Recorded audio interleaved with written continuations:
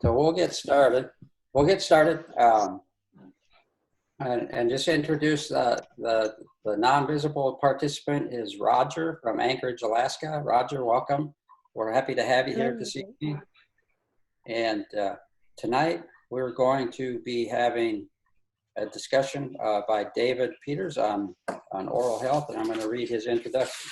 Dave is a USANA independent associate, a believer, and a preferred platinum pay setter. Dave has 5 children and 3 grandchildren.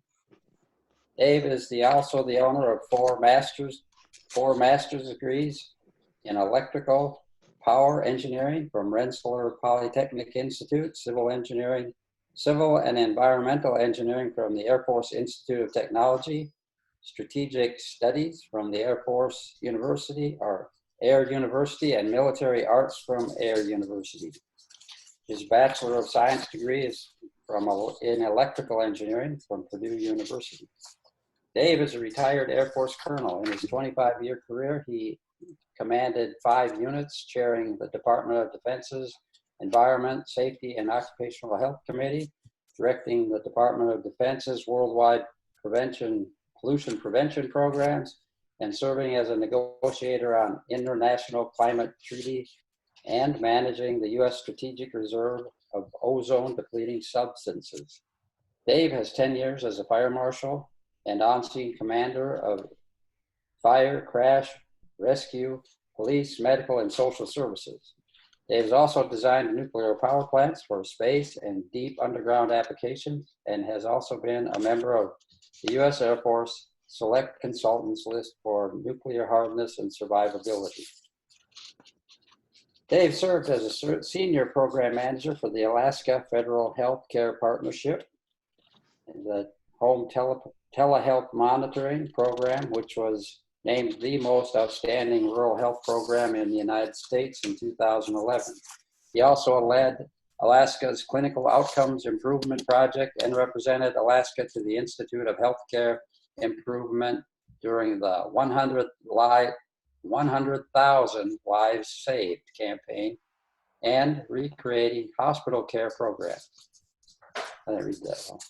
He directed the Alaska eHealth Network's federally funded health information technology meaningful use program, which motivated and aided medical practitioners and practices and hospitals to select electronic medical record systems and achieve a meaningful use certification for their EMRs from the U.S. Department of Health and Human Services.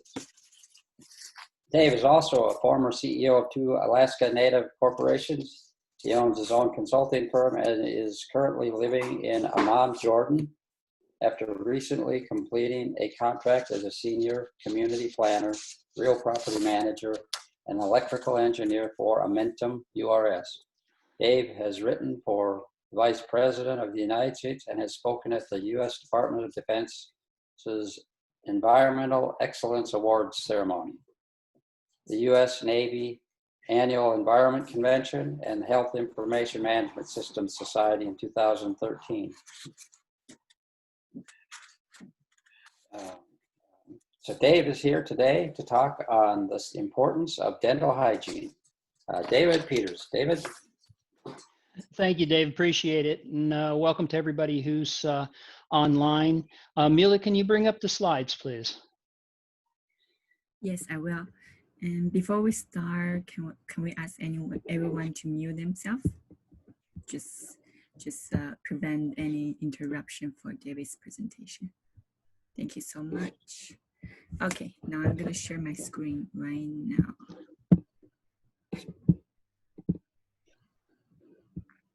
Oops. Ooh, nice, beautiful picture. Where are my daughters at? There you go. I like this picture. I like it a lot. You should share it. There you go. We'll bring it up. Presentation. All right, David's over you now. All right, thank you, Mila, and I appreciate everybody for being here. Next slide, please. It wouldn't be right without starting with Dr. Wentz's vision of being pain-free and being disease-free. And we're going to be talking directly to that vision this morning, or your evening. It's 5 o'clock in the morning, my time. Next slide. Okay. Why about oral hygiene? Why we want to talk about it, and why is it important? And I want to ask you to think about this just for a second. Why do you wash and wax your car? Basically, you do it to make your car beautiful, a source of pride and joy.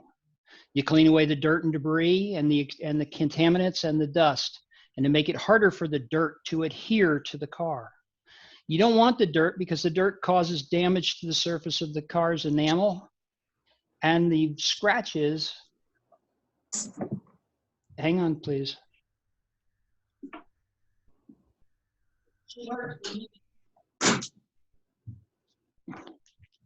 Okay. So I was getting some help and some feedback. We'll get that cleared up now.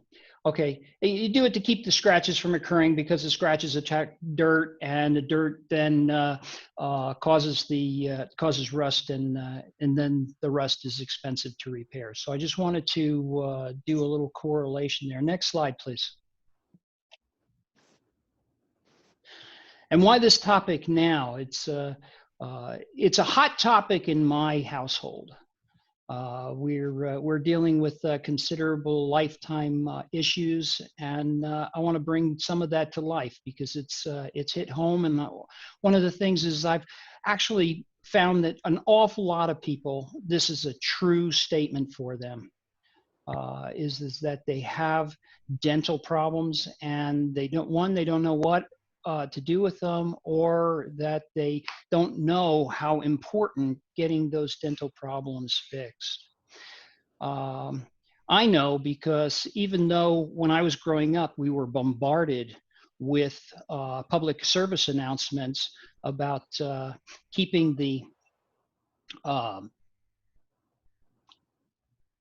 continued brushing and flossing and cleaning and using mouthwash almost every morning or evening. Right between every commercial, there was another public service announcement to help us understand the importance of dental hygiene. Unfortunately, we haven't done a really good job of bringing that back out and teaching our younger generations about the importance. But I knew my mother was always on me to brush my teeth. Have you brushed your teeth yet? Yes, I've brushed my teeth. Now go back and do it again. The reason for that was my mother lost all of her teeth early on, and she had to wear dentures the rest of her life, which we'll see the impact of that a little later. But right now, just to let you know that Michelle's mouth has gone about 7,500 Jordanian dinar, which is about $10,500. This same work estimated in Alaska was $36,000 worth of oral surgery. And the other part about it is that for the most part, large amounts of dental surgery is not covered by your insurance, because dental insurance is all about prevention and not about repair. So these kinds of costs would be borne by you and anybody else with these problems. I know personally I had a root canal many years ago, and it was $3,000 out of pocket. So that was a tough pill to swallow at one time. Next slide, please. Just to give an idea of the presentation, the yellow markings are indications of some of the implants that have been done so far.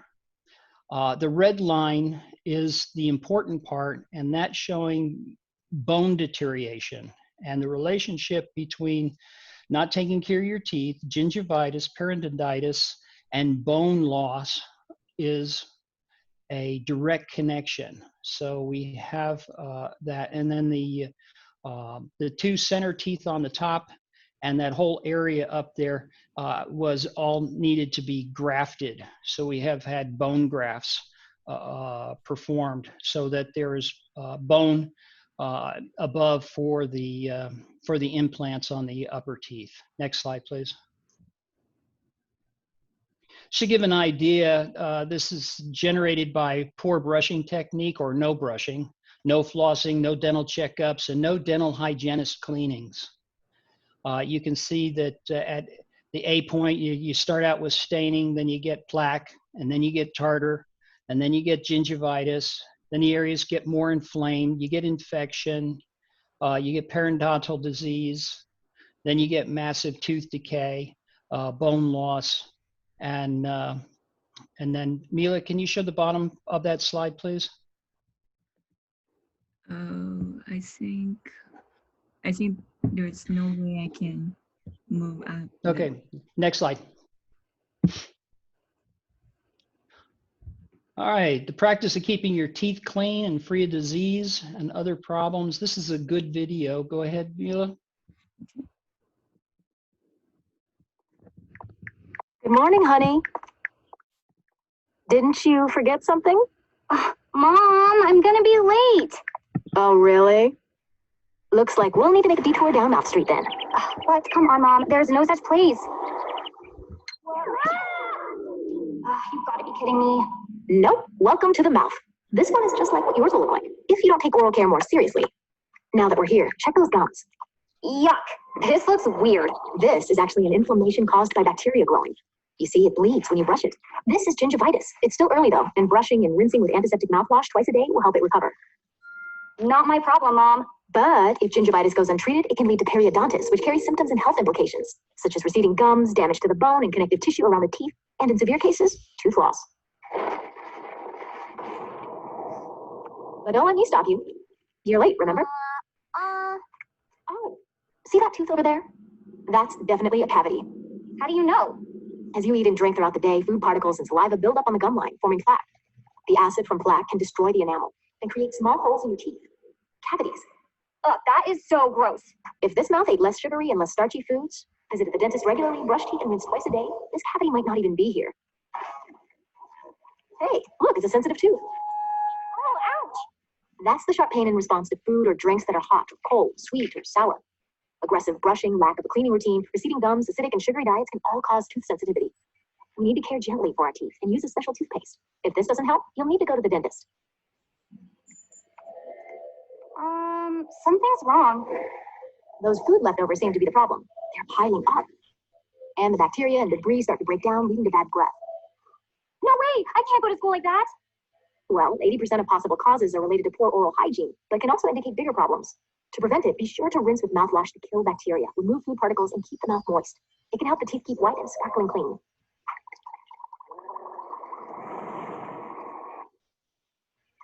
There you go. What an irresistible smile. Thanks, Mom. You saved me. Well, that's my job. Yep. Okay, Mila. Next slide.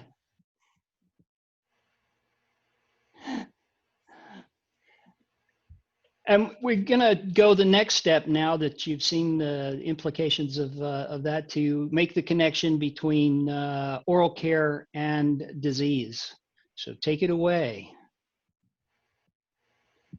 Say hello to Brainerd, our channel's loyal test subject. Give the viewers a big smile, Brainerd. See those pearly whites? Like most of us, Brainerd brushes and flosses every day, just like doctors recommend. What would happen if Brainerd lost his toothbrush for good? Would his teeth rot and fall out of his mouth? Would his lack of oral hygiene somehow affect the rest of his body too? Let's find out. The human mouth performs a lot of important functions, but it's quite a yucky place. A warm, moist part of the body that is often filled with food particles? Yeah, you can see why bacteria find it so attractive. It's their favorite neighborhood. By brushing his teeth daily, Brainerd keeps these bacteria in check. But stop brushing and things quickly start spiraling out of control. Without brushing, Brainerd's teeth will soon be stained by drinks like coffee and wine, while the gaps in his mouth slowly fill with micro fragments of food. These food fragments will begin to rot over time, giving off an awful smell from his mouth and making it exceedingly difficult for Brainerd to get a date. This condition, however, which is known medically as hapatosis and colloquially as stink breath, is just the tip of the iceberg. Left unchecked, bacteria in Brainerd's mouth will also quickly begin multiplying and feeding on the food remnants in his mouth, creating a substance known as plaque. You've definitely felt plaque before. It's the gross, sticky film in your mouth when you wake up in the morning. Yeah, you know what I'm talking about. You usually brush this film away ASAP because, well, It's disgusting, but if you leave it on long enough, plaque can transform into a harder substance called tartar or calculus. As if calculus wasn't hard enough already. Tartar develops between Brainard's teeth on the front and the back and on his gum line. Unfortunately for Brainard, this localized buildup of bacteria is devastating for his teeth, damaging areas on the surfaces and opening up little holes known as cavities. Once formed, these cavities further compromise his oral health. If not filled properly, they'll begin to harbor little pockets of bacteria within his teeth that will start eating his bone and causing periodontal disease, also known as gum disease. But more on that in a second. After all, your body doesn't leap from plaque to full-blown gum disease overnight. There's some warning signs in between. Well, one commonly known warning sign at least, and that is gingivitis. Gingivitis is essentially an early form of gum disease before it starts getting destructive. Often caused by plaque buildup, gingivitis is characterized by angry, red, swollen gums that are painful to the touch, and that may bleed when brushed or flossed. While not all cases of gingivitis turn into gum disease, all gum disease begins gingivitis. Fortunately for most, you can reverse gingivitis by brushing and flossing thoroughly. Unfortunately for Brainard, he's going to have to keep suffering through it until it turns into periodontal disease. That's right, it's back. Now, if you thought bleeding gums are bad, just wait till you see the full-blown gum disease in our friend Brainard. With the development of cavities, bacteria will start multiplying and creating enzymes that eat through the bone. This, in turn, will create more room for bacteria to grow, which creates more enzymes, which eat through more bone, and so on and so forth, until his mouth becomes a deteriorating mess, full of bacteria and devoid of teeth entirely. As the bacteria start burrowing into his inner layer of gums, Brainard's body will make a last-ditch effort to protect itself by burning some bridges, so to speak, and destroying its own gums and ligaments, causing his bacteria-laden teeth to fall loose. At this point, Brainard will be in near constant pain, while putting any cold, hot, or sugary foods in his mouth will cause the pain to skyrocket. With his mouth in such a state, it's possible that Brainard could develop a super severe infection that can only be remedied with emergency surgery. And these are just the mouth-based problems Brainard will be dealing with. However, a dirty mouth affects more than just your teeth and gums. If the bacteria in your mouth manages to enter your bloodstream through your gums, it can stress out your entire immune system, causing diseases like pneumonia, heart attacks, strokes, and more. Of course, everyone's oral health is different. After a year without brushing, some people may develop cavities, but no gum disease. Others may have full-blown periodontitis. A lucky handful may develop no health problems at all, though there's no way to escape the stained teeth and sticky breath. However, we recommend you keep brushing, and so do the people who've stopped. Rennie Deckert, a Cora user, stopped brushing his teeth at age 12. He's since had 11 teeth pulled due to massive face infections, has 5 partly broken teeth, and 3 teeth with dark spots. Meanwhile, a person named Jay on the British TV show Embarrassing Bodies has found his teeth in a similar state after 20 years of not brushing, with Jay's dentist screwing a titanium base into his jawbone so he can receive implants. Both men practically begged viewers not to follow their footsteps and practice good oral hygiene from a young age. Being unable to eat and having people recoil from the side of your mouth will give you perspective, we suppose. Now, you may be asking, if brushing our teeth is so important, how did humans survive before toothbrushes? It's actually a good question. For starters, human beings always understood the importance of oral hygiene, with evidence of primitive civilizations fashioning makeshift toothbrushes and toothpicks out of sticks and twigs. However, more importantly, the human diet is vastly different to the way it used to be. Carby, weedy, high sugar, and acidic products are commonplace and consumed by humans across the world, and these are foods that oral bacteria thrive on. As a result, maintaining good oral hygiene practices is way more important today than it was 10,000 years ago. Ultimately, an ounce of prevention is worth a pound of cure. You can either have stained, stinky, gross teeth that are falling out of your infected mouth, or you can brush your teeth for 2 minutes twice a day. The choice is yours. Oh, and Brainard, here's your toothbrush. Try not to lose it again, will you? And hey, in other Brainiac news, we have Okay, there we go. Next one. Congratulations on 2 favorite captions posted by Pat. All right. So we've know that we get tooth decay, and we now know that it also affects the rest of our body. Let's talk about specific diseases now. We're going to tie into diabetes. Take it away, Mila.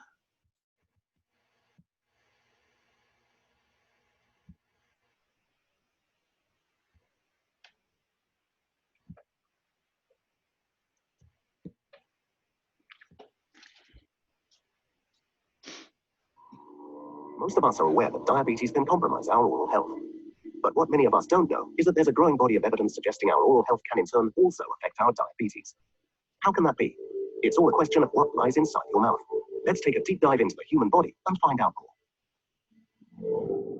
Our journey begins inside the mouth, where over 30 billion bacteria reside. Some bacteria are beneficial, others are harmful. They gather around and in between our teeth and build plaque all day long. Bacteria accumulate and transform plaque into tartar. This sets off an alarm in our body's immune system. Our gums become red, swollen, inflamed, and start receding. In other words, our mouth is afflicted by gingivitis. The underlying tissue, bones, and ligaments begin breaking down. A more serious condition sets in, periodontal disease. Tissues are so damaged that the door is left open for bacteria to break through the oral cavity and flood our bloodstream. Bacteria invade our body, immune cells fight them, and among these, macrophages are alerted. However, the battle produces chemical signals that get in the way of the lock and key system that enables our body to convert sugar into energy. The lock, our insulin receptors, are blocked by the chemical signals, making it possible for the key, insulin, to initiate the process of converting sugar into energy. As a result, Unprocessed sugar begins building up in the bloodstream. For diabetics, this makes it even more difficult to regulate hyperglycemia. What a plight. The good news is that all of this can be managed and even prevented. Through good oral care, a simple routine is very effective in fending off harmful bacteria. Brush your teeth twice a day. Clean regularly in between your teeth with floss, interdental brush, keep, and finish off with a mouth rinse. Visit your dentist twice a year for a thorough professional cleaning. Start now. It's a worthy cause. Yeah. So we know that it'll affect, go ahead, Mila. Now we're going to look about cardiovascular disease. This is from Cleveland Clinic.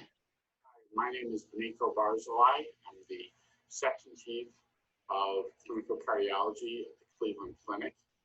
I wanted to talk to you today about the importance of good dental hygiene for overall cardiovascular health.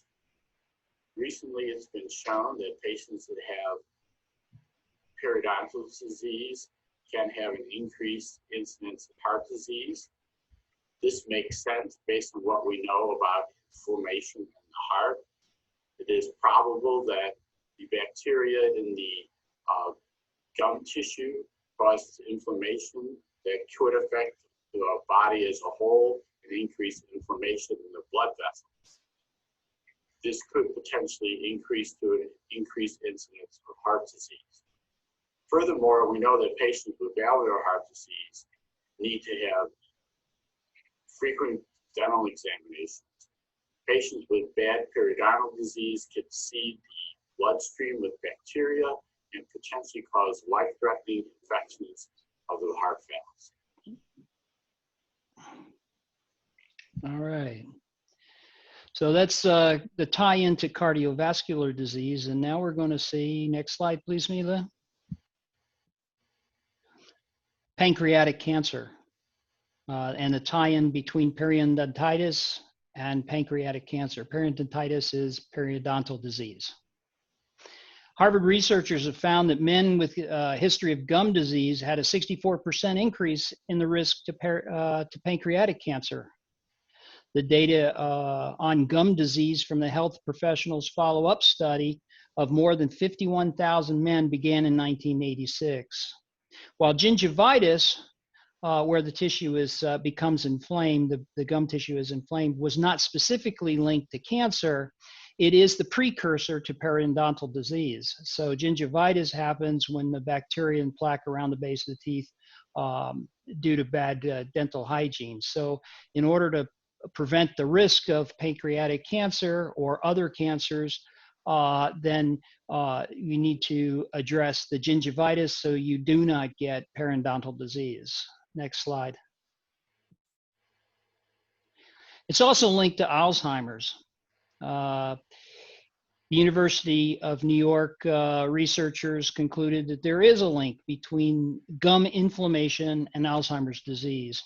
Also, a Danish study found that participants were 9 times more likely to have a score of low cognitive test if they had inflammation of the gums. In the UK, researchers showed that bacterium gingivitis is associated with, which is associated with gum disease. The gum disease had actually entered the brain, crawling up the nerves that connect the brain and the teeth. And it also goes through the blood into the brain. And the brain's immune system response was inadvertently damaged the neurons related to memory. So there is a relationship directly to the bacteria that causes gingivitis breaking down your ability, your memory in your brain. And they found that amongst Alzheimer's disease patients, that there's a much larger percentage that has this gingivitis problem in their brains. Next slide. All right. So now we're going to go and take a TED video. Mila?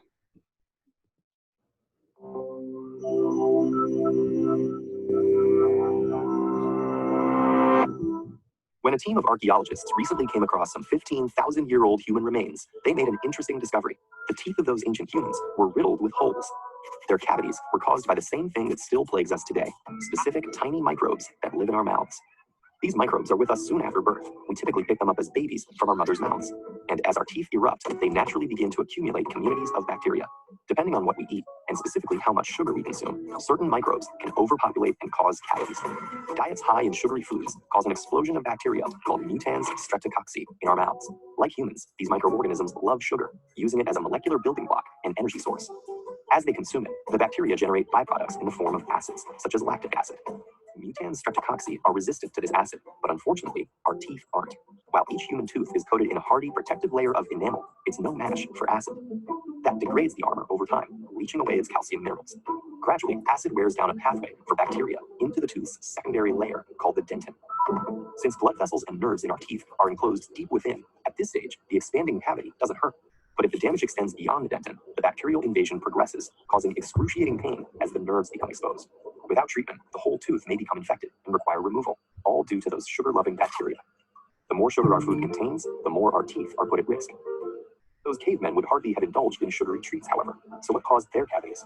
In meat-heavy diets, there would have been a low risk of cavities developing because lean meat contains very little sugar. But that's not all our early human ancestors ate.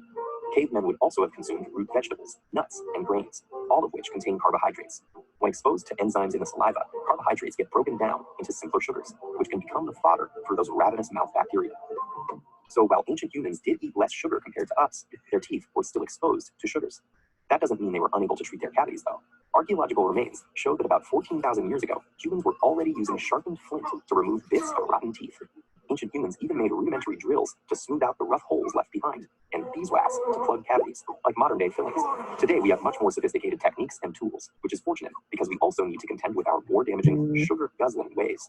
After the Industrial Revolution, the human incidence of cavities surged because suddenly we had technological advances that made refined sugar cheaper and accessible. Today, an incredible 92% of American adults have had cavities in their teeth.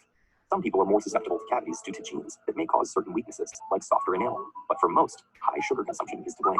However, we have developed other ways of minimizing cavities besides reducing our intake of sugar and starch. In most toothpastes and many water supplies, we use tiny amounts of fluoride. That strengthens teeth and encourages the growth of enamel crystals that build up a tooth's defenses against acid. When cavities do develop, we use tooth fillings to fill and close off the infected area, preventing them from getting worse. The best way to avoid a cavity is still cutting down on sugar intake and practicing good oral hygiene to get rid of the bacteria and their food sources. That includes regular toothbrushing, flossing, and avoiding sugary, starchy, and sticky foods that cling to your teeth between meals. Gradually, the population of sugar-loving microbes in your mouth will decline. Unlike the cavemen of yesteryear, today we have the knowledge required to avert a cavity calamity. We just need to use it.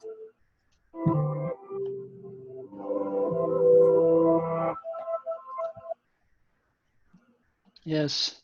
So we're getting down to a few things here. I wanted to show the next video, which gives a good demonstration of the fabric or the construction of the tooth.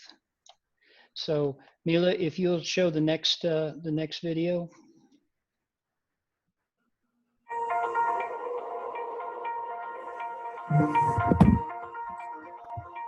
Nothing looks, feels, or functions like your natural teeth. And with the right care, your smile can last a lifetime. But problems like decay, disease, or injury can threaten teeth and ruin smiles. Thanks to advances in treatment and technology, many teeth can be saved. One way a tooth can be saved is with a procedure called root canal treatment, also known as endodontic treatment. Endodontics is a specialized area of dentistry focused on treating disease or injury to the dental pulp.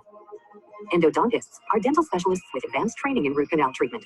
They are experts in saving your natural teeth using state-of-the-art technologies like microscopes and digital imaging to treat you quickly and comfortably. Let's take a step-by-step look at a modern root canal procedure. Here is a healthy tooth. Inside the tooth, under the white enamel, is a hard tissue called dentin. Inside the dentin is a soft tissue called pulp. The pulp contains the tooth's nerves and blood vessels. It extends from the crown of the tooth into the roots of your teeth. If the pulp becomes inflamed or infected, your endodontist will remove it, relieving your pain or discomfort. Here's how root canal treatment works. First, your endodontist will numb the tooth so that you won't feel anything during the procedure. A small shield isolates the tooth, keeping it dry and clean. An opening is made through the crown of the tooth and into the pulp chamber. Fluid is put in the canals to kill any bacteria and help rinse out debris. Then, the pulp is removed. Using small instruments, the endodontist carefully cleans and shapes the canals. After the space is cleaned and shaped, the endodontist fills and seals the root canals. In most cases, a temporary filling is placed to close the opening until you see your dentist. After your endodontist is finished, you must return to your dentist to have your tooth properly restored with a filling or crown. That protects the tooth and is important to ensure the success of your root canal treatment. A tooth that has had root canal treatment often lasts a lifetime, so you keep smiling with confidence. So some very basic information about the tooth there and about root canals if you've never experienced that or had to have one done. The important part is to show the transition from a healthy tooth to a diseased tooth to a diseased gum and the relationship back to your overall health. And keeping that in mind, I wanted to go back to Michelle's treatments here is that there's been two things that Dr. Saadi, Bassim Saadi, who is in the head of the Implant Society for the Dental Implant Society here in Jordan. I sought him out as the lead, and the good thing, his many capabilities was that he speaks good English and is easy to talk to. And he is also now a big fan of the USANA products. And we'll get more about the USANA products in just a minute, but we've been able to advance the treatment. Let me turn that. Excuse me.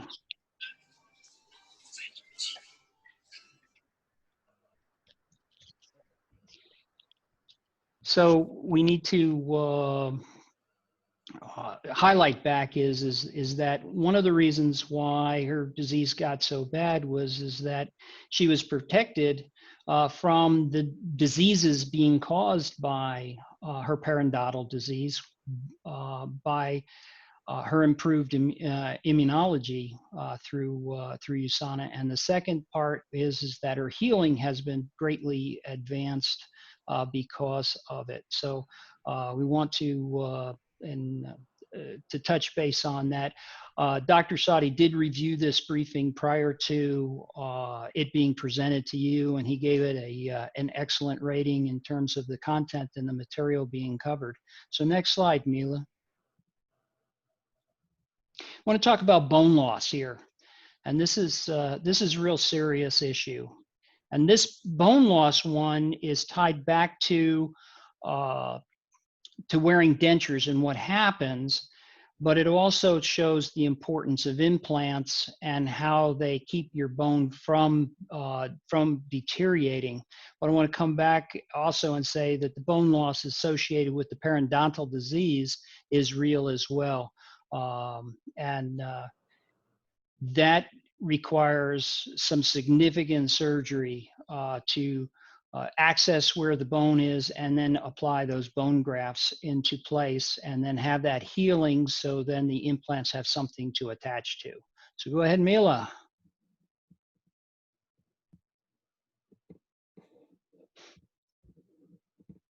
Do you realize that once you lose your teeth, you will continually lose bone for the rest of your life? If you wear dentures, chances are that when you first got them, they fit pretty well. The way they fit onto your gums was probably fairly snug. However, if you've had those dentures for a while, chances are they don't fit the way they did when they were brand new. There's a reason why this happens. It's called bone resorption, which is just a fancy dentist term for bone loss. Normally, we think of bone as something that is solid, that doesn't change unless it breaks. Actually, our bones are very responsive. Essentially, bones can remodel depending on the forces that are applied to them.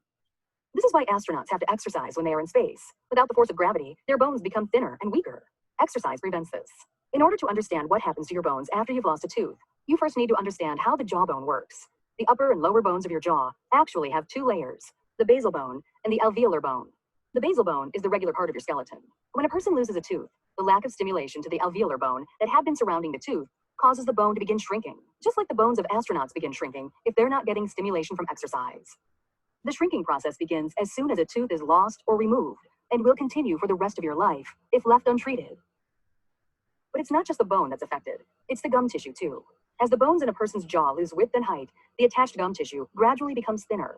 Therefore, a person may have sore spots and feel more discomfort under his or her dentures. If a person has lost many teeth, their tongue often enlarges to fill the now empty space. At the same time, people start using their tongue to keep their dentures from moving. Their tongue may take a more active role in the chewing process, and this leads to the dentures feeling less stable. As long as there are teeth missing, the shrinkage of the jawbone is a lifelong, irreversible problem. Dental implants can provide the stimulation that the bone needs, so you can immediately stop the bone loss. All right. So we're looking at that in terms of the bone loss, and the bone loss is a real big problem. Plus the fact that once you get into periodontal and the bone loss, then you're going to get inflammation along the bone, and that needs to be cleaned out and any disinfect and the bone disinfected. All right. Okay. So next slide, Mila. So we're going to get into the dental hygiene now and what you can do to prevent periodontal disease and bone loss.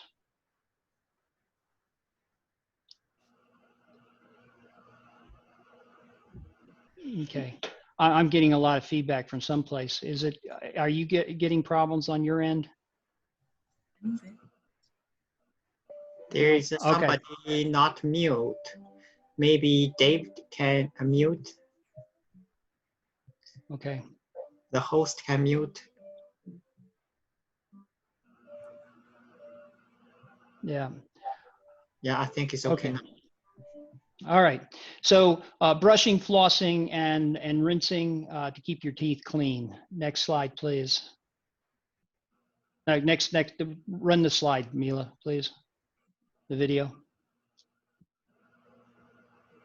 Brushing and flossing can lead to a bright and healthy smile. But good dental care is more than just toothpaste on a brush. People many times know nothing about proper oral health. Tip number 1, hard toothbrushes aren't the best. A soft bristle toothbrush with very soft, gentle circular motion actually cleans your teeth better, and it's safer because it's less abrasive to your teeth and gums. Tip number 2, there's an art to flossing. But the best way to floss is to gently put the floss between the teeth and gently move up and down along the tooth surface. Tip number 3, brush at least twice a day. And if you brush after every meal, wait a while after you eat, especially if you've had something acidic like spaghetti sauce. It's best to wait at least 30 minutes, and that's because that acidic component wears away the enamel, and you want to wait before you brush, otherwise you can actually damage the enamel. Tip 4, try to stop smoking. It can cause bad breath, and it can lead to accumulation of plaque. And the final tip, see your dentist twice a year. You can catch things early, which means less invasive treatment and frankly, less costly treatment. For today's Health Minute, I'm Joe Carter. So let's review that just for a second, all right? Your dental toothbrush, very, very important component of your tools of your house. It's as important as having a hammer in the garage. Now, you got to be able to know that you need one that has a soft bristles. And the other thing is we're going to get into technique as well, because the tool is one thing, but how to use it is another. And not many people actually know how to use their toothbrushes. But I want to point out that the USANA toothbrush is soft bristled, it's contoured, and it's perfect for meeting the requirements of good oral hygiene. And we'll get more onto this as we get later into the further into the presentation. Mila, go ahead, next slide, please. So we want to learn a little bit about how to brush your teeth the right way. And we're going to go ahead with that on this one. Go ahead, Mila, play this.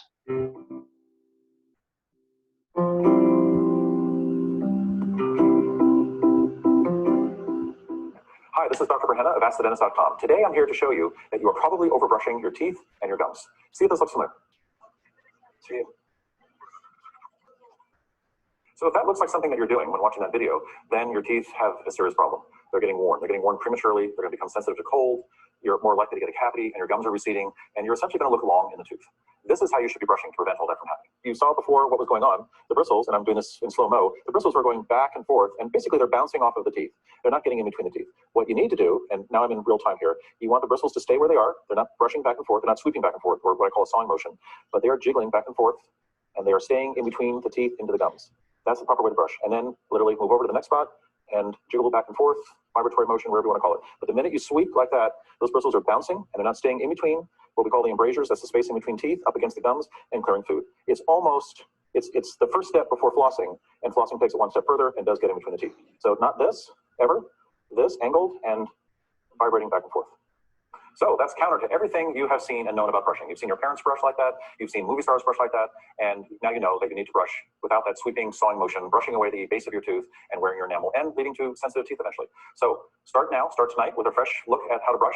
Hope this helps. And thanks for watching. All right, go to the next slide and hold it there just for a second. And we'll go and review that in just in a way. You can see the toothbrush. Okay, you get it in to your mouth, angle it, and you wiggle it like this. So I don't know if you can let me just get a lot closer. So it's angled and in, and then so up and down. Maybe and we that wiggle. Stop the screen share to see the picture bigger. The screen share now in the whole screen. Hello everyone. In this video, Then we hold that one. See you very clearly. Okay. Yeah. Okay. Bigger. So first of all, you want to angle your toothbrush, okay, so that they have best opportunity to get into between the gum and the this is be your tooth, and your gum goes across the tooth. You want to be able to get just underneath the gum line, okay, with that to get the food particles out from underneath the gum line. So angle and wiggle, and then up and down to get between the teeth. All right, and then to get the back, same thing, and then get behind the teeth, the last tooth in line. Make sure you get between to the back of that. And one of the other great things about the USANA toothbrush is those tapered tips. If you can see them right here, you can see the tapered tips. That makes it a lot easier to clean between the gum and the tooth, and adds to the softness of the tooth. And the other thing is, don't push the toothbrush against your tooth, okay? Just hold it in lightly, because you want to be able to just touch and go so the bristles stay straight and they don't get bent, okay? You don't want to bend them, pushing them against the tooth. You want to get them in here and go along that line. And Halid, nice to see you. Good morning. And then go to that route. All right.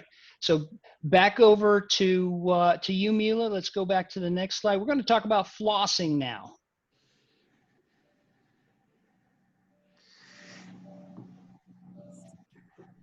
David can mute everybody not speaking. There we go. Thank you, John.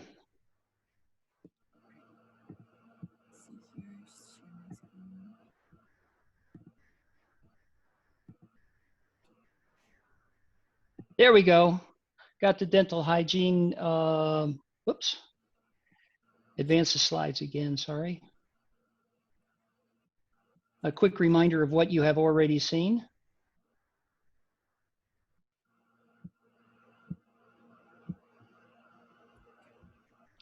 Now, before we hit this one, Mila, just going to give, floss is very inexpensive.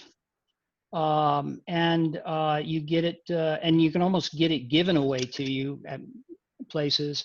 It's a very thin line, often very strong, and it's we'll talk a little bit more about it, but you should not be afraid of flossing. Flossing is one of the easiest things you can do to protect your teeth. Next, go ahead and play it, Mila.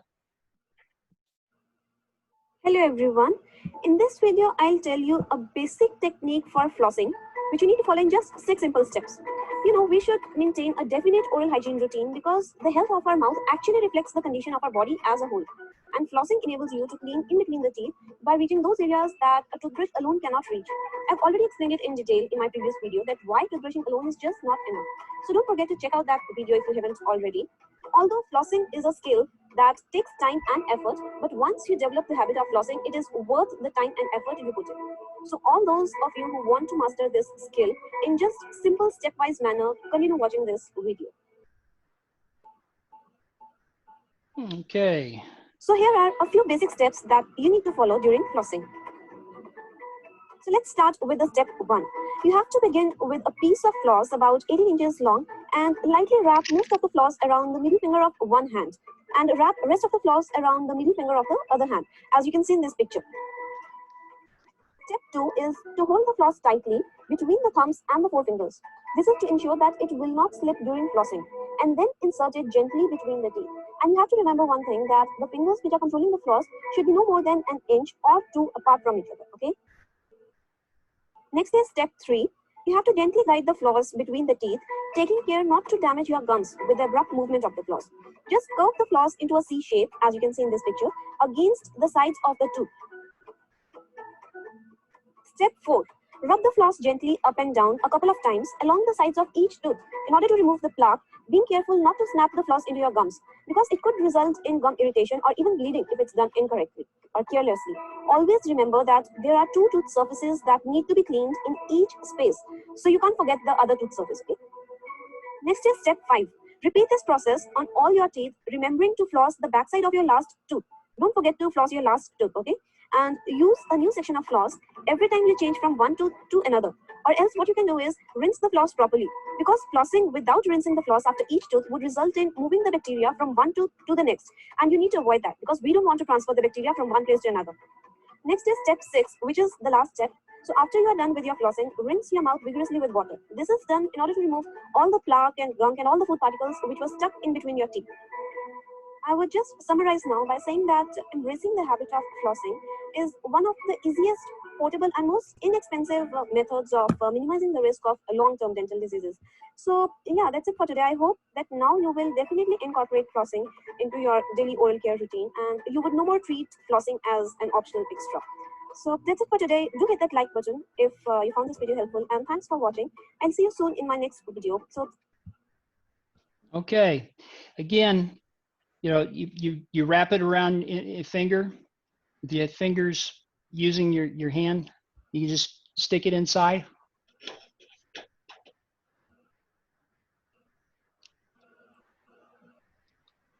Okay, so you pull it to either side, so you want to be able to reach around, and it's just a real easy motion. I usually start in the center here, work to one side, then work up, and then come back to this here, and then come back around, so I can get all the teeth. And the other part is that remember to do the back tooth.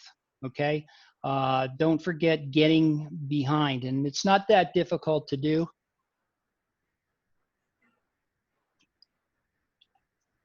Okay, and you just scrape it out. The other thing is when you, that was real important, was that between your teeth, every time you changed from one tooth to the next, just go to the next section of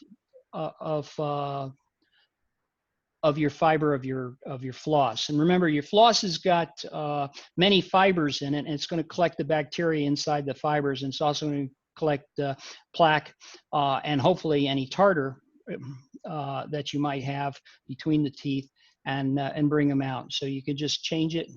You notice it just go to the next one, go to the next one, go to the next one. Floss is really inexpensive, and a 3,000 foot roll you can have will last you months and months and months, because you're only going to be using 18 to 24 inches of it every time you floss. Next slide, Mira.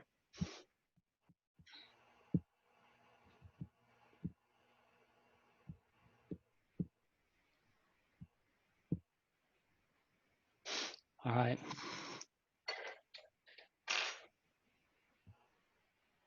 Go ahead and play it.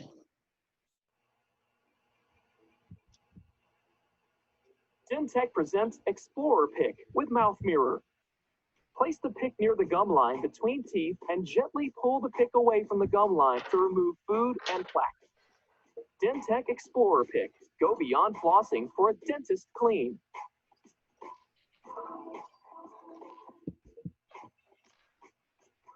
All right, go ahead and stop that. The key component to this is that when you go to the dentist, and go to the general dental hygienist, what do? They rinse your mouth out.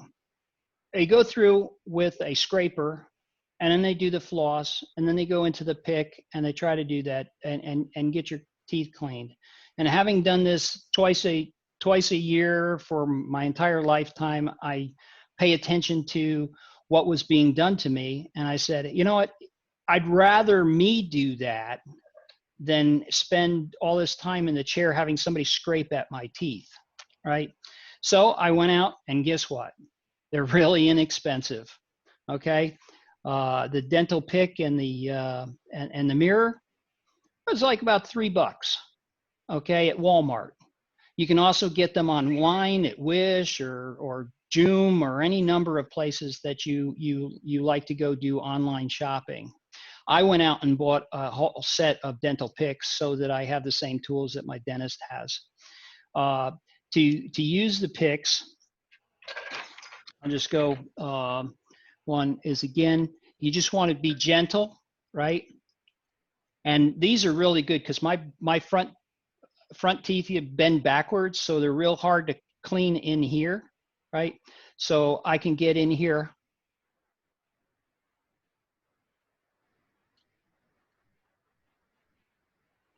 And I can scrape along the bottom tooth there. Sorry about Kent not being able to talk with the pick in my mouth, but you can do that. The other thing is you can get between the gum and the tooth and get at the tartar. Now remember that the plaque is softer and it's easier for the brush to get out. The tartar is harder and sticks, so it makes your tooth feel rough. If you take your tongue and you feel it around your teeth, you'll find rough patches. Generally speaking, those rough patches are where you need to be using these picks because that's tartar. You need to get the tartar off so you don't get the gingivitis. Next slide, Mila.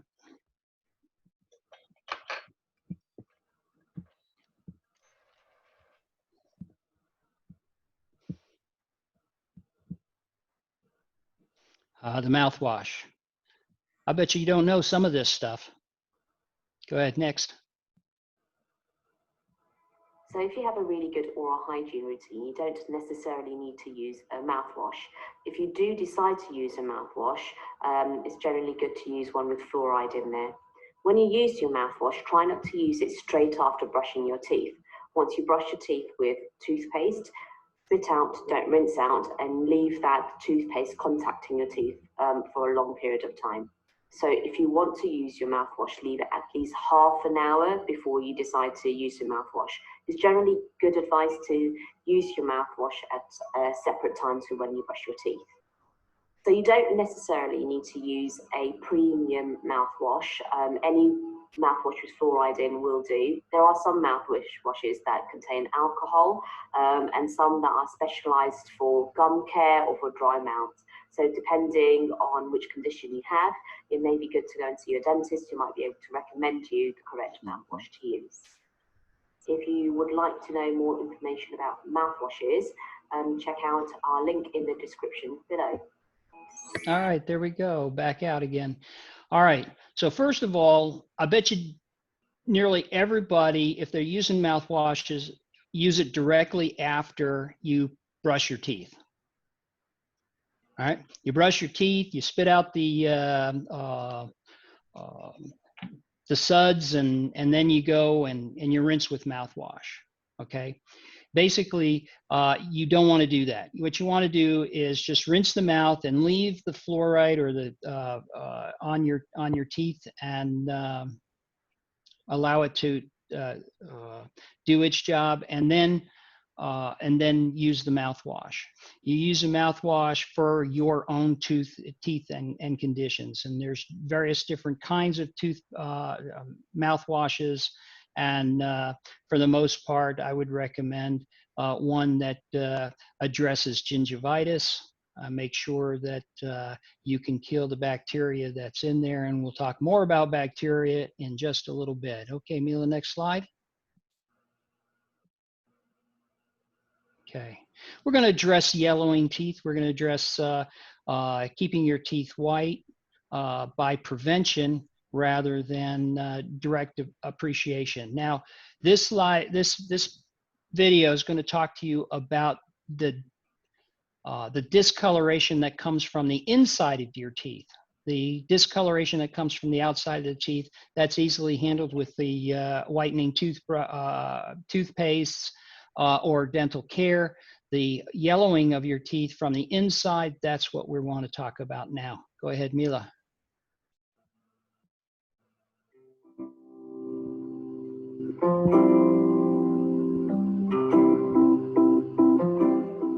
Dr. B here of AskTheDentist.com. So today I'd like to talk to you about something that's a little different. You haven't heard this before.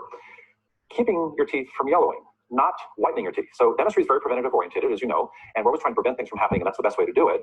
But as dentists, we're always telling you, oh, your teeth are too yellow, let's whiten them. Well, what about preventing them from turning yellow? So dentin, the inside structure of the tooth, is living, and it can age, and the ramifications of that, the manifestation of that, is yellowing. So, of course, you want to slow down the aging process. It's like wearing sunblock and a big sun hat to prevent premature aging of the skin. It would be the same thing with the dentin. There's a color change with your teeth if you drink lots of red wine or berry juices or tobacco products, and that's an extrinsic color change, and that we can whiten. But what about the internal color that is shown through the enamel? The enamel is like a prism. It's like a magnifying glass, and it brings out the color of that dentin. So the key is to keep your dentin healthy and prevent it from prematurely aging. I think you've seen some people with one yellow tooth. That's a tooth that was damaged perhaps when they were 6 years old and fell off their tricycle. That's a tooth that prematurely aged. It's dead, and it's yellow. So it's the color yellow that indicates the aging of the tooth or the death of the tooth.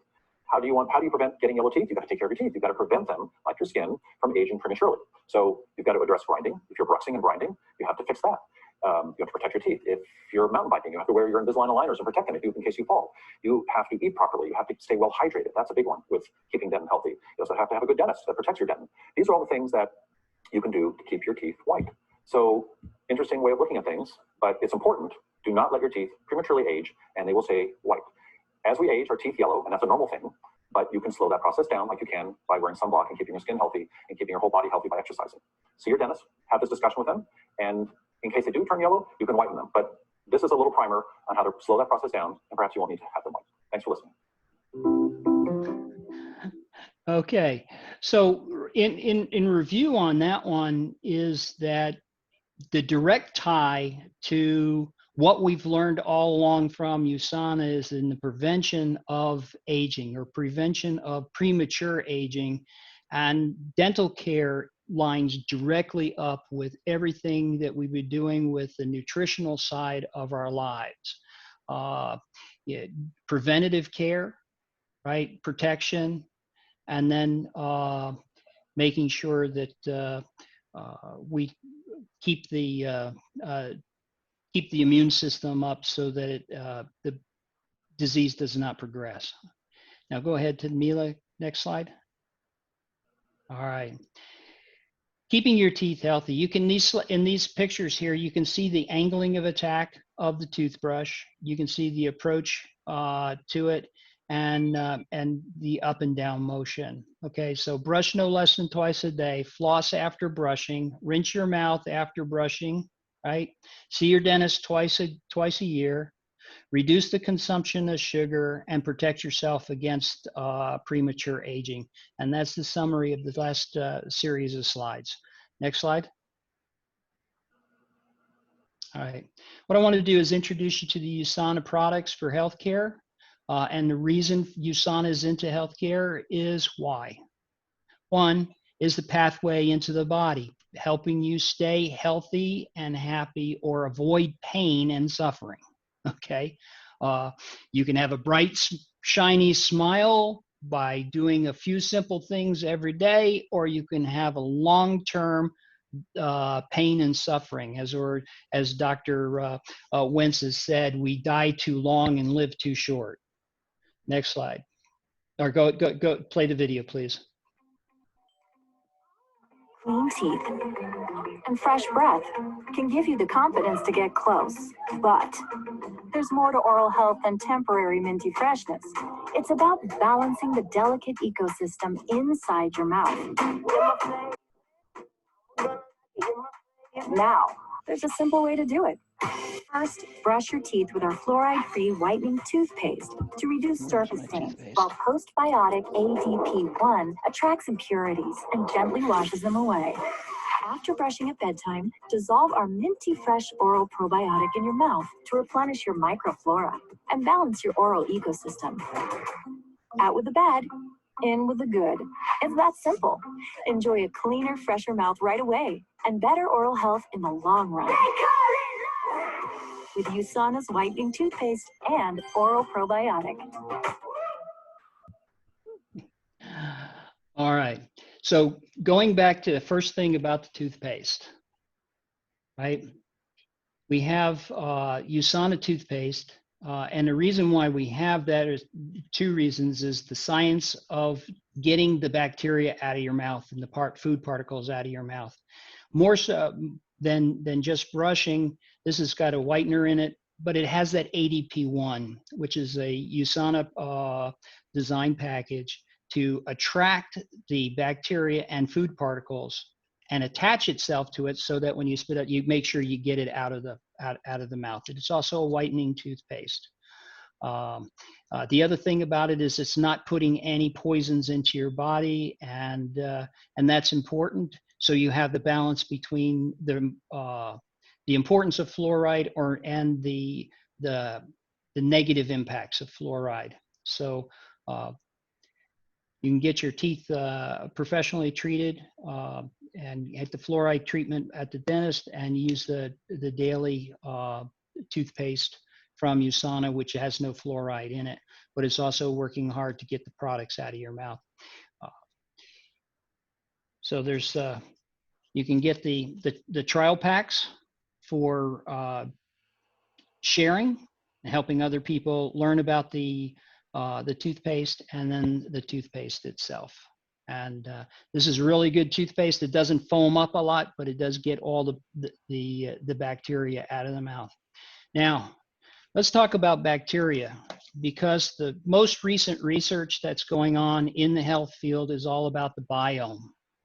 And the biome is all about bacteria.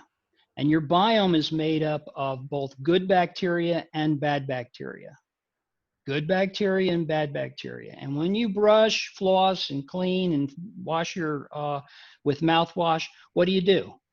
Basically, you're killing the bacteria. And I said, you got good bacteria and you got bad bacteria. You need the good, you need to get rid of the bad, but you're going to get rid of them all out of the way, right? You're going to get rid of the good bacteria and the bad bacteria, and you're going to get rid of it all. Then what happens is that your body has to rebuild its bacteria. And this is a lot like, for those of you who are on septic systems, you can appreciate the fact that one of the things you have to do is protect the bugs in your system, because that's what breaks down the material in your septic system. On Halid, the septic system is like your sewage system from your house. You know, if it's not going to a commercial system, you know, you have it in your yard, and it gets rid of the waste products by breaking it down into its and returning it to its natural state. Okay, so it's the bugs that do that, and they're the good bugs. But you don't, you know, and you also have the bad bugs. So you disinfect against the bad bugs, and you feed the good bugs, so the good bugs can eat the material. So again, you want to get those good bugs.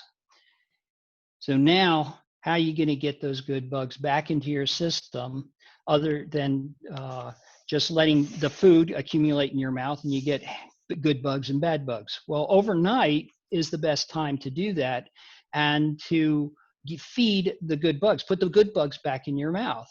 And so USANA has a product for doing just that, and this is the oral probiotic.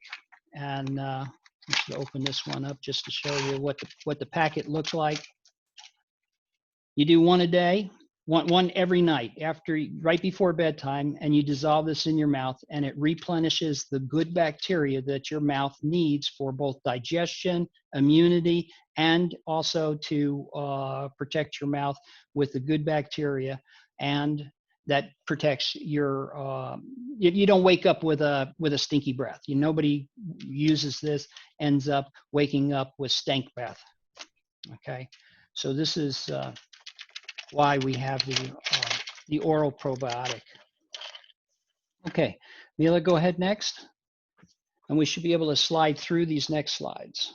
Okay, once again, the toothpaste features the ADP1 postbiotic system, and that basically gets at the impurities in your mouth and pulls them into the materials so that you can get them out of your mouth quickly and cleanly.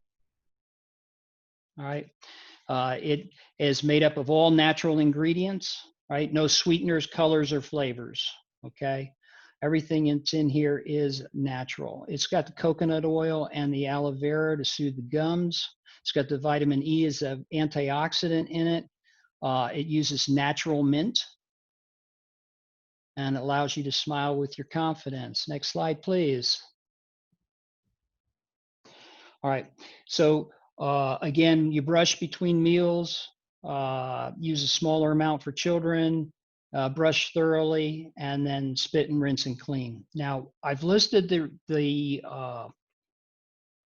ingredients that are in the toothpaste because I want you to see what each one does as part of the tooth. I just love the USANA scientists, by the way, and I've said this many times, is that they don't do anything by accident.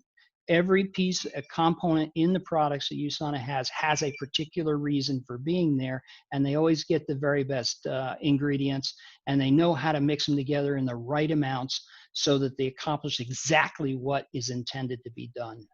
But I'd rather not go through every single one of these to go through. Just to highlight a few is that you've got natural sea salt, which is cleans and fixes the pH, discourages bacteria growth. You've got the aloe as an anti-inflammatory, right? The silica is the fine abrasive, and then you've got some natural sugars, so it's not bitter. So these are plant sugars in there. It's got the coconut oil to detoxify and clean. It's got the baking soda and in there. So again, and it also, we talked about the acid. Well, lactic acid is the bacteria that causes the tooth decay. So this actually converts that and gets it out of the system. Okay, next slide. Okay, the oral probiotic intended to increase the ability to have fresh breath and healthy smile, and it also improves your digestion because your digestion starts in your mouth. And your saliva is actually a reaction to the food, and then the bacteria gets into the saliva and you're chewing it, breaking it down into these various different fibers. The saliva helps do that, and then you bring it into the stomach. If you've got good oral health, you're going to be less likely to have an upset stomach or have bowel irritations because that's the very first step in your digestive system. Next slide, please. Okay, we mentioned before that it's got this product puts over 1 billion microflora of bacteria back into your mouth, and this is all the good bacteria that you need to feed that digestive system. So in addition to this, I wanted to highlight the importance of your health pack and the Mega Cal D in your health pack. So for healthy bones and teeth, the calcium and the D work together to give you that healthy bone and teeth. You brush your teeth and you take your oral probiotic right before bedtime. Next slide.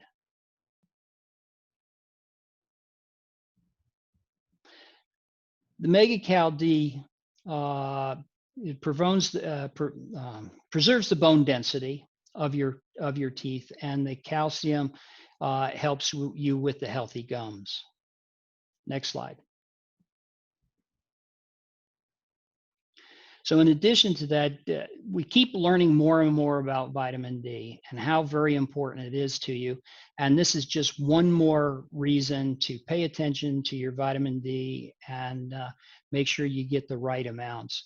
And the study tying in vitamin D to decrease periodontal disease and other inflammation in your mouth and keeping your gums really, really healthy. So amongst the participants age 50 and older, they had the lowest levels of vitamin D and they had the highest rate of periodontal disease. Okay, next slide. Yes, indeed. Last week we talked about, hey, John, do you know if their toothbrushes are on sale? Well, you know what? They are. I just ordered 3 of them, Amelia. You're going to be getting them in the packages. They're really inexpensive, $2.95, but you have to hunt for them on the line in order to get them. You just don't go to your shopping cart and start looking at the pictures.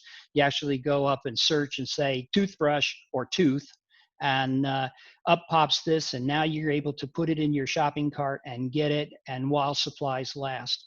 The company that makes the toothbrush, Sanji, is a British company. They make it this particular type of toothbrush just for USANA. To me, it's the best toothbrush that I have ever used or ever seen, and it is robust. Is that you normally see your toothbrushes start to bend.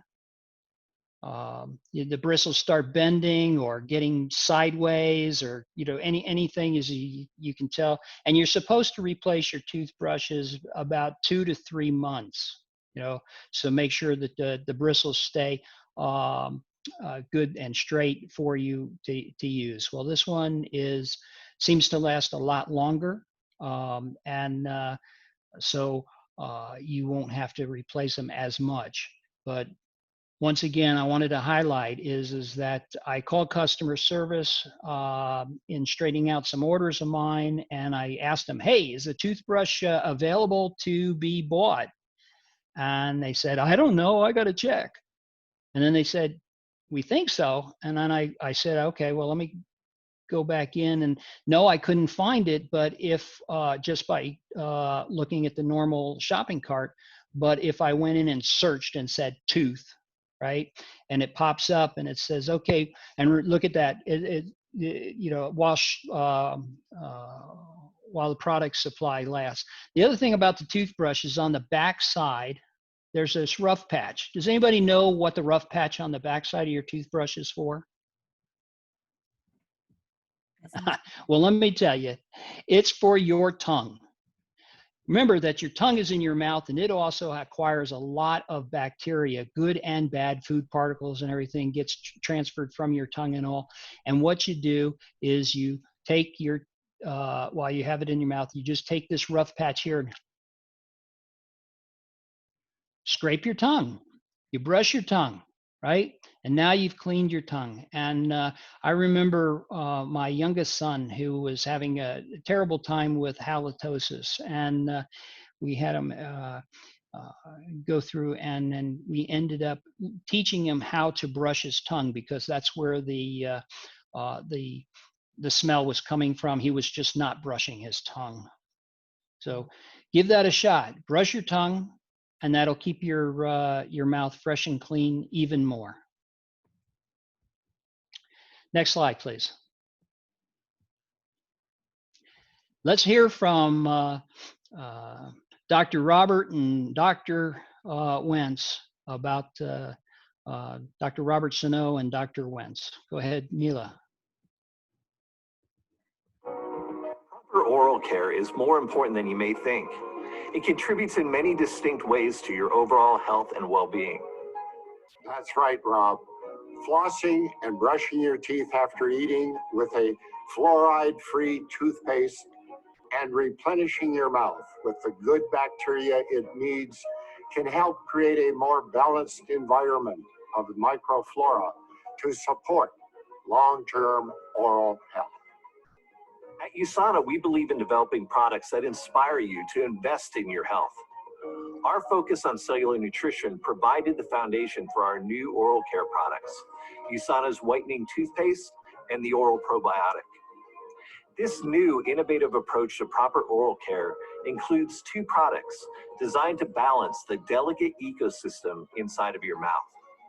We encourage you to develop healthy oral care habits now to not only protect the long-term health of your mouth, but to invest in your overall health and well-being.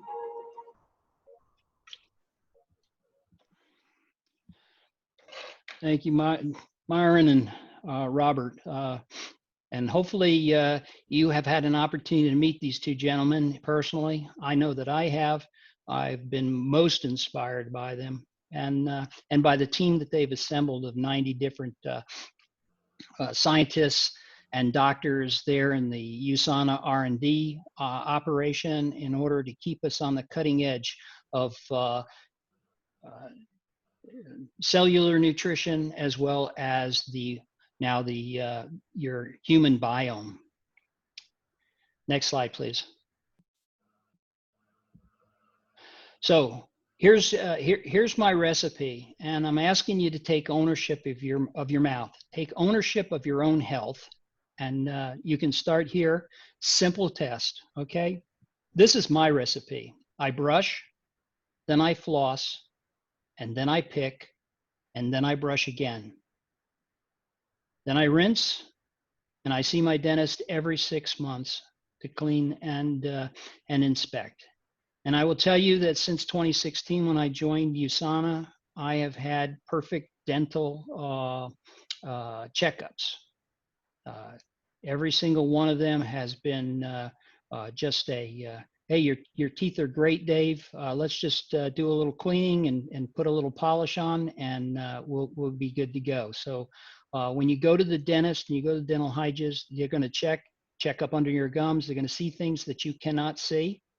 And that will be great confidence builder. And then they go polish your teeth, and the polishing helps keep the plaque from attaching to the teeth. Or just like the car in the beginning of the presentation was, why do you wash and wax?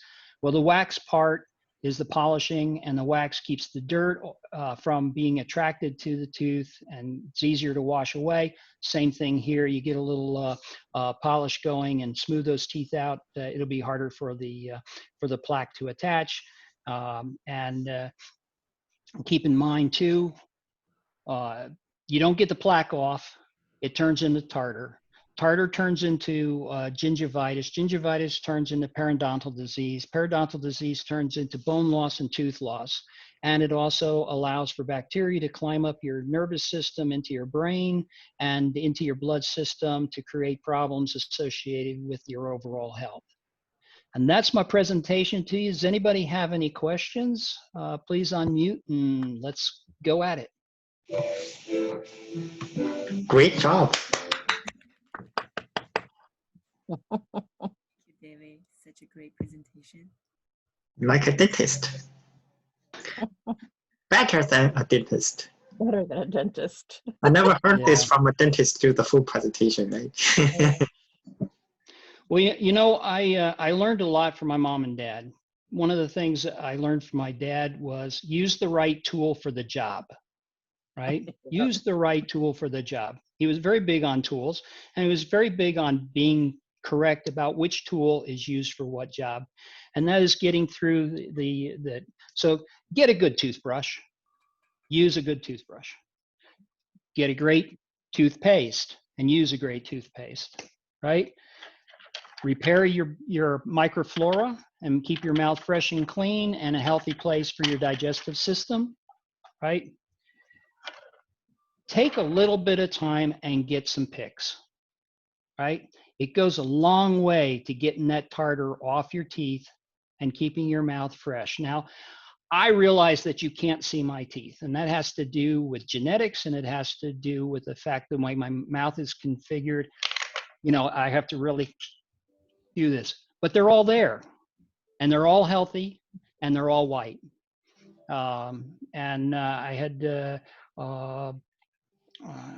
great dental care going through. That's not to say that I don't have cavities. When I was young, I got cavities, and now the amalgam in those cavities needs to be replaced, or filling those needs to get replaced with stuff that's not harmful to me. And I'm going to go through that process of getting my old cavities removed, fillings removed, and have the new products put in. So I want to live a long time. And I do not want to suffer through anything like Alzheimer's. And amalgam is also related to Alzheimer's disease. My mom taught me a lot of things too in this regard, and in many ways, the loss of her teeth was traumatic for her. And then dealing with dentures for the rest of her life was also very, very difficult for her. The other part about that is that she did get a diagnosis of Alzheimer's, and I can see the relationship to it. The other thing is that much of my involvement in the healthcare arena stems from my mother's experiences in hospitals, and that, as you heard in my bio, I was involved in clinical outcomes improvements and other programs in order to improve the healthcare of people, and helping them not die from things they didn't go to the hospital with, right? And make sure that we get quality improvement in care, which then brings me back into why I'm really excited and involved in the USANA program. Okay, next. Anybody? I have a question about how did you prevent sensitive teeth? Okay, background noise. Yeah. So the sensitive teeth is the two-step process. Is one, protecting them from decay, or protecting the gum line. As the teeth and the gum come together, you don't want the gum line to come apart and get particles up underneath here and start working on the roots. So you want to protect that gum line and keep your gum healthy. The next part was to apply a sensitive toothpaste, a sensitivity toothpaste. There's several real good ones, and then there's also mouthwashes that deal with sensitivity. So I would go with the toothpaste to protect against the sensitivity. It's kind of a numbing activity. Uses menthol and so forth to help you numb down and make your teeth less sensitive, and allow for the gums to heal and come closer, fit closer together to protect against the pain that comes from the tooth. And then you protect yourself while you are painful from staying away from hot or cold, spicy or sour kind of foods in your mouth. And that will go a long way to get you to the step of having healthy gums. Thank you. Here's a suggestion also for that. Coconut oil.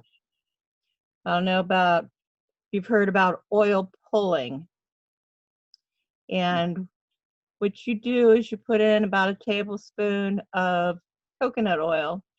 And it's not very easy at the beginning. It's something you work up to. And you swish it in your mouth for 20 minutes.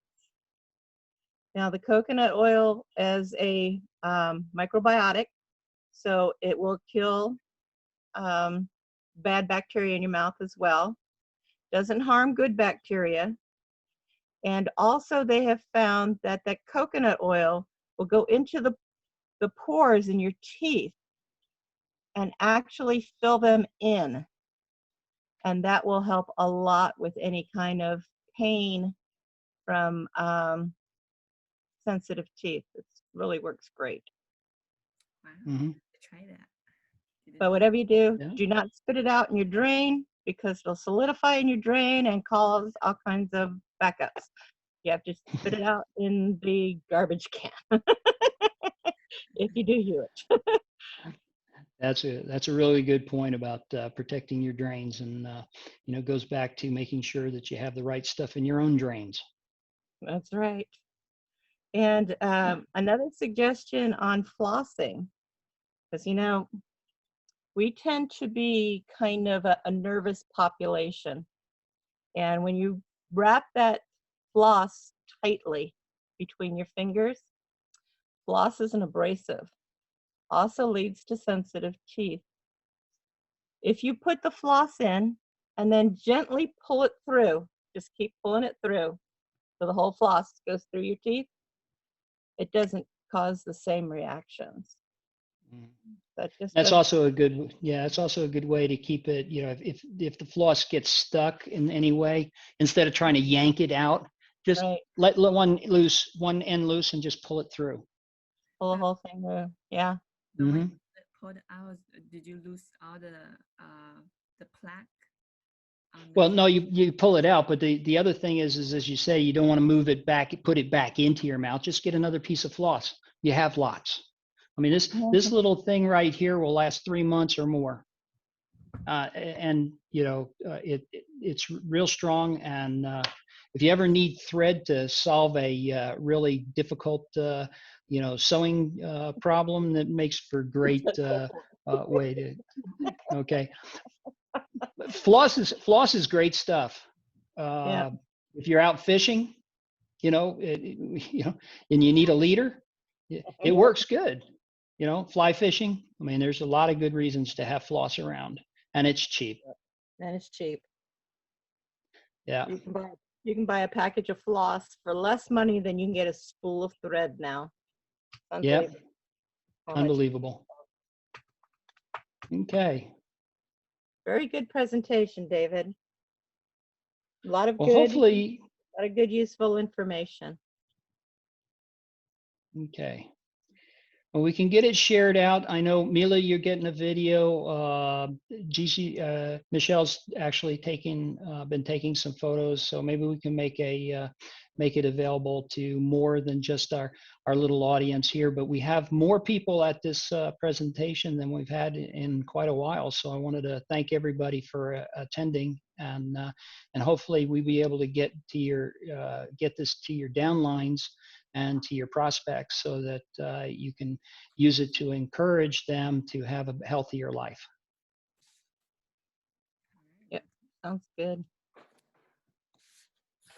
Right.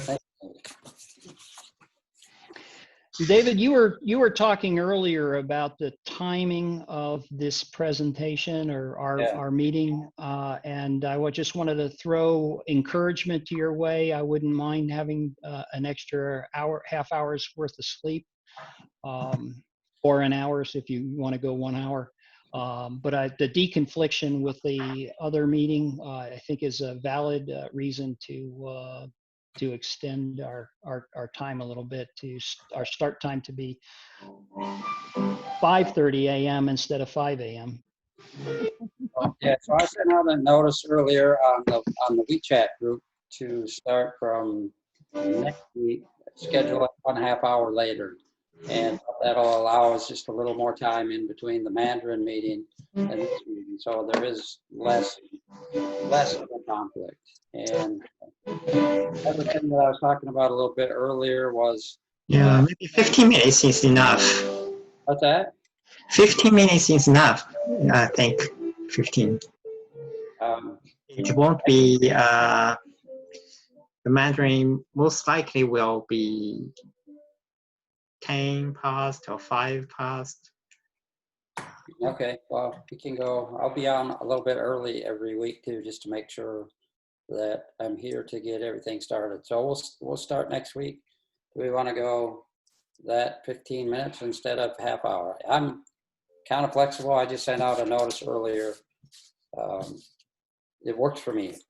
The other thing I talked a little bit about was, and we talked about last week, was scheduling some topics out for the next month.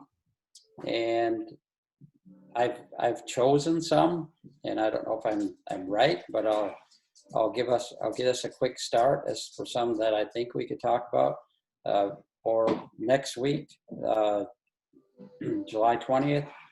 I thought it would be a really good time to talk about the USANA promotions, the Rising Stars 8-week challenge, the 2021 Elevate qualifications, and the 2021 Executive Summit in Jamaica. And I thought it would really be good to go over the rules and qualifications for each of those different challenges that we have out there.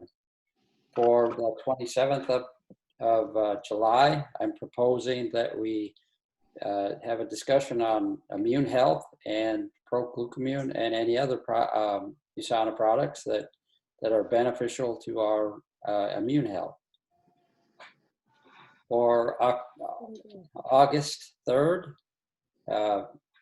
just a proposal. Again, I'm talking about the getting started quick for new associates. Talk about the Premier Platinum Pace Setter program, and maybe throw in there a little bit about inviting prospective customers and future associates for success. And for August 10th, I was proposing, had not got to that yet, like a skincare discussion. Talk about your favorite Celavive Sensei products. So that's a proposal. I can publish that out on the WeChat group if everyone thinks that's a good idea, a great place to go, and it gives us a chance to line up who's going to do the speaking for each one of those programs in the next month.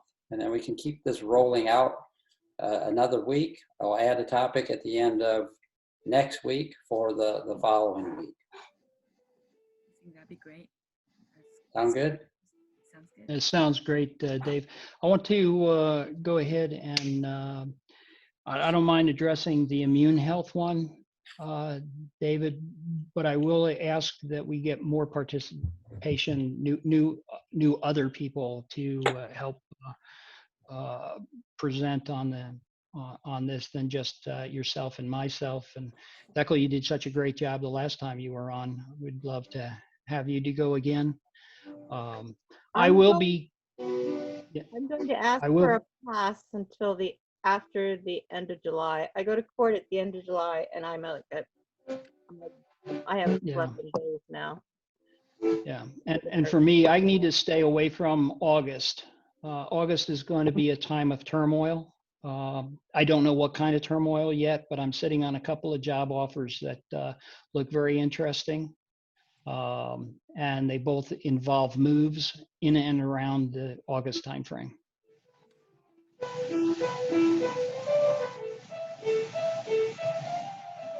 Samuel practicing his piano, John? Piano. Yeah, I'm playing piano when I am in the lessons. That's my boy. Yeah, that's what I thought. Okay, so I'll put out a notice on the WeChat for the schedule for the next month. I'll put that out sometime a little bit later tonight. And I guess now we just need a presenter on